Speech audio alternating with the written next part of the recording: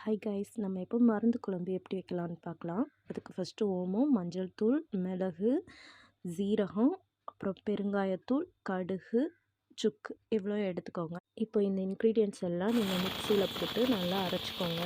நல்லா அரைச்சிட்டு கொஞ்சமாக தண்ணி ஊற்றி நல்லா ஃபைன் பேஸ்ட்டாக அரைச்சி எடுத்துக்கோங்க. இந்த மாதிரி இப்போ நல்லெண்ணெய் எடுத்துக்கிறோம். நல்லெண்ணெய் ஊற்றிட்டு அது கூட கருவேப்பிலை, கடுகு போட்டுட்டு ஒரு கையளவு பூண்டு எடுத்து போட்டு நல்லா வதக்குறோம்.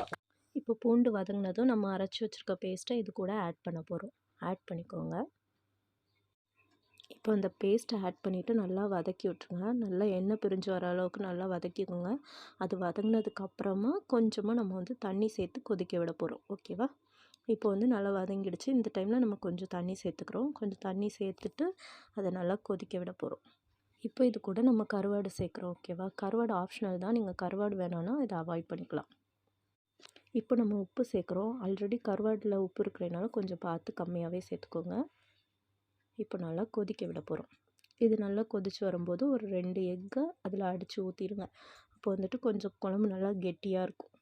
இப்போ நல்லா குழம்பு நல்லா திக்காகிற வரைக்கும் வெயிட் பண்ணுங்கள். நல்லா கொதிக்க விட்டுட்டே இருங்க. அது நல்லா திக்காகி இந்த ஸ்டேஜ் வந்ததுக்கப்புறம் ஆஃப் பண்ணிக்கோங்க. அவ்வளோதான், மருந்து குழம்பு ரெடி.